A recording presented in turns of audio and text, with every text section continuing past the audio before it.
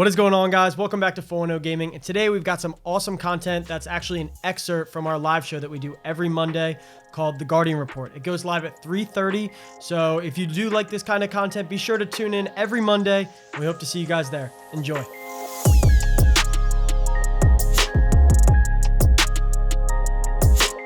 right, let's roll right in. So first things first is the damage bar. So obviously this was kind of a surprise to me as well. You'll see that your health, like after your shield breaks, 45% of it is the red bar, and then 55% of your total damage you can take is the shield. So it's almost 50-50, where I thought the shield kind of... You thought the shield was more? I thought the shield was more. Like, I thought it was 75-25 or something, right? So you actually have a lot more health once you break to that red than you think. And that's why Protective Light probably works so well. And also. Well, Protective Light doesn't even proc till you get, like, way lower of the red bar, like the last 10%. I thought it was when your shield broke. I don't think so. I'm pretty sure it's... I think it's when your shield breaks. No, because it's always like at the very end of the red, I'm telling you. Like when you're near death. Anyway, I actually have that here at the end, so we can kind of look at that. Now, resilience as well, what I also didn't realize was it's only your additional shield. So as you guys can see here, we have all the tiers of how much, and this is for PvE stuff, guys. Obviously, it relates to PvP as well, but all of this, just for reference, is for was PvE tested. But the resilience actually only helps this 55%. It has zero effect on your 45% of health. So effectively, it's only 1 to 2% per tier, which you have to actually half to, because it's only about half of your total Which health. is why resilience really means nothing in PvP. It really means nothing. So if you break this down, 1% here, 2%, 3%, 4%, right? You're only actually getting about 1%-ish of your total shield, which breaks down to 0.5 to 1%. You know what I mean? So it really has very little difference, and you should almost never run a resilience mod in PvE. In Tier 1, just to be clear, Tier 1 is when you have a 10 in resilience, correct? Yeah, Tier this 2 is 20, yeah, this Tier is like 3 is 30. if you looked at your total resilience, Tier 1 all the way up to Tier 10. And Tier 10 would be 100 maxed out. Yep. So moving on, we have the standard resist mods, which is minor, major, and boss. And you'll see here, each of these give 10% flat out. And then you'll see the diminishing returns over here on the right. So, we have a little bit less here, 17, 23, 27, all the way up to 5, where you're basically losing a whole mod to get to, or losing 2 whole mods to get to 30. So I really would not recommend stacking these. If you're going to stack it, max twice, but you see it's even less and less for each mod after. This last one doesn't even give you 3% additional damage reduction, so you're almost never going to want to stack much past 2, and I probably will never stack 2 at all because I'd rather take them somewhere else. Now, another thing to keep in mind is these emblems as well. So I didn't even realize as well that there's a difference between yellow bar elites, yellow bar majors as far as the color here. Which is kind of cool. And honestly, in game, it's going to be a little bit harder to tell because they are so close, as you can see. But what is important is the badge icons. So you can see minors or anything with this normal square. Majors have the rounded badge at the bottom. Elites are going to be triangles. Bosses are going to be diamonds. So kind of keep that in mind too when you're wondering. And for boss mods, I always assume that it was only the bosses, but that in fact is not true. So as you can see here for boss resist, it's actually your yellow bars and triangle icons for elites.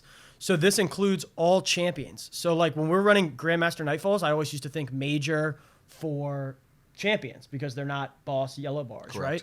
So, but that's not true. So you actually want boss for this. So this is going to be really, really important to keep in mind when you guys are doing this. And Vorpal Weapon as well, as you can see here, affects elites as well, which it says it's boss damage. But this is going to be game-changing for me too when I'm thinking about weapons.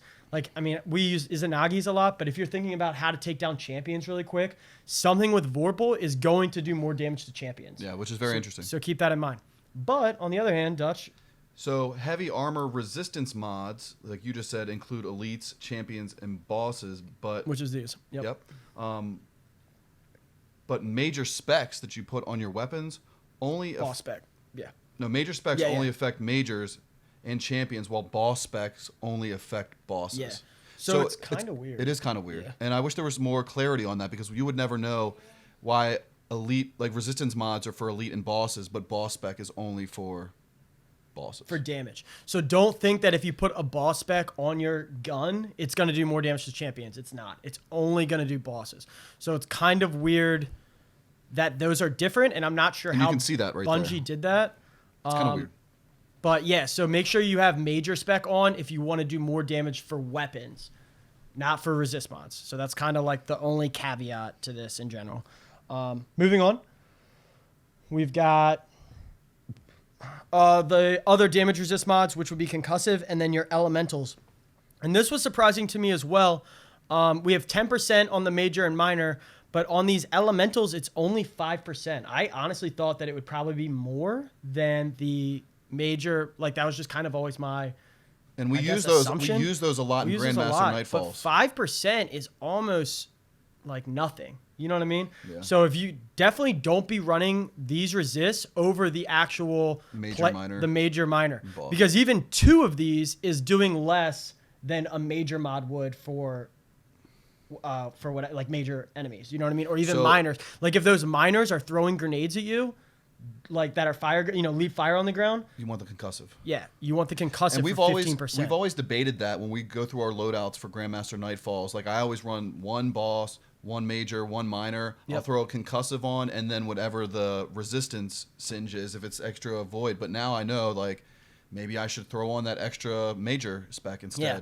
So the way I kind of read it is, or in my theology of mod checking, I would pretty much stay away from resist. If you have an extra slot, cool. But even if we go back here, you can see on the diminishing returns, even stacking a second, like say boss for champions, it's going to give you 7.9 additional compared to that 5%. So I would go with that for sure. Moving on. Finally, we have just all the kind of obsolete mods. So your barrier mods, 20%. This is pretty well known that these numbers, these are less surprising. I already knew these. But stacking them as well, you can stack Taken and Fallen, or Taken and Hive. I know a lot of people do that for Prophecy, and that's going to total 36%. They do have diminishing returns on each other, but they are stackable. That's huge. Yeah, huge. So you're going to want to take these over anything if you're fighting a specific type of combatant. And if you're fighting something that's dual, like I said, Prophecy, where it's the Taken Hive Knights, those count as both. So you're going to want to take both and stack the 36% or Fallen or whatever it is. So always take these. These are going to be your best to go-tos. And then obviously we have the Protective Light, which is 50%. Oh, it is after Shield Break. Okay, so yeah, you were right. And then we have Warmind Protection, which, if they're near 50% again. Striking Light, the 25% while sprinting. That's in our Invincibility guide. Check that out. Super strong.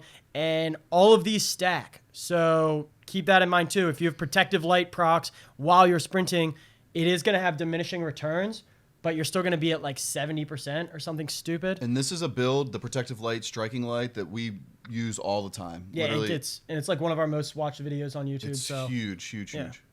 So that's pretty much it, guys.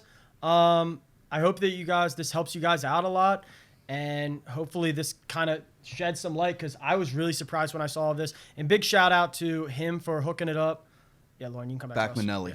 Yeah, so big shout out to him. And I know he sourced a couple other people, like special thanks, who helped him with the testing and stuff. So big shout out to him. Thank you. Once again, not taking credit for our own testing, but just wanted to share this with you guys, and hope it helps you guys out. So, thanks for watching, guys. We hope you enjoyed. If you did, be sure to tune into our live show. This was an excerpt again. Every Monday at 3:30, The Guardian Report with Decon and Dutch. We cover everything Destiny. And yeah, it's a great time. So be sure to tune in live and watch us. If this did help you guys out, if you did enjoy our content, be sure to drop a like, subscribe for more, and we'll see you guys next time. Peace.